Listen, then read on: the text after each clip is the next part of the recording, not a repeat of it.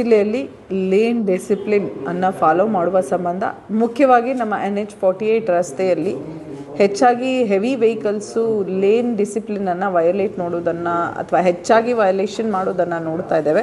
ಹಾಗಾಗಿ ಈಗಾಗಲೇ ಇದ್ರ ಬಗ್ಗೆ ನಾವು ತುಂಬ ಅರಿವನ್ನು ಕೂಡ ಮಾಡಿಸಿದ್ದೇವೆ.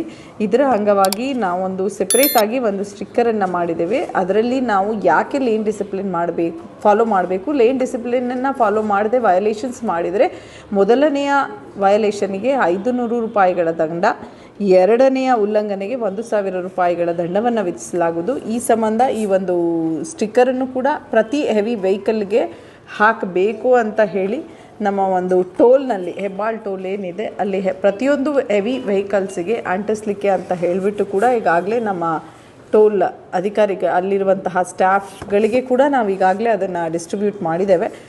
ಇದಲ್ಲದೆ ನಮ್ಮಲ್ಲಿ ಏನಿದೆ ಇನ್ಕ್ಲೂಡಿಂಗ್ AI ಕ್ಯಾಮ್ರಾಸು ಮತ್ತು ನಂಬರ್ ಪ್ಲೇಟ್ ಕ್ಯಾಮ್ರಾಸ್ ಕೂಡ ಇದೆ. ನಮ್ಮ ಟೋಲ್ಗೇಟಿಂದ ಅಪೂರ್ವ ರೆಸಾರ್ಟ್ವರೆಗೆ ಕೂಡ 16 ಕ್ಯಾಮ್ರಾಸ್ ಇದ್ದಾವೆ. ಆ ಕ್ಯಾಮ್ರಾವನ್ನು ನಮ್ಮ ಕಮಾಂಡ್ ಆ್ಯಂಡ್ ಕಂಟ್ರೋಲ್ ಸೆಂಟರ್ಗೆ ನೇರವಾಗಿ ಲಿಂಕನ್ನು ಕೂಡ ಮಾಡಿದ್ದೇವೆ. ಅದರಿಂದ ನಾವು ಪ್ರತಿನಿತ್ಯ 250ರಿಂದ 300 ಲೇನ್ ಡಿಸಿಪ್ಲಿನನ್ನು ವಯೋಲೇಟ್ ಮಾಡುತ್ತಿರುವಂತಹ ವಾಹನಗಳಿಗೆ ನೋಟಿಸ್ ಕೂಡ ಹೋಗ್ತಾ ಇದೆ. ಹಾಗಾಗಿ ನಾಗರಿಕರು ಇದ್ರ ಬಗ್ಗೆ ಹೆಚ್ಚಿನ ಅರಿವನ್ನು ತೆಗೆದುಕೊಂಡು ಇನ್ನು ಮುಂದೆ ಲೇನ್ ಡಿಸಿಪ್ಲಿನನ್ನು ವಯೋಲೇಟ್ ಮಾಡಬೇಡಿ.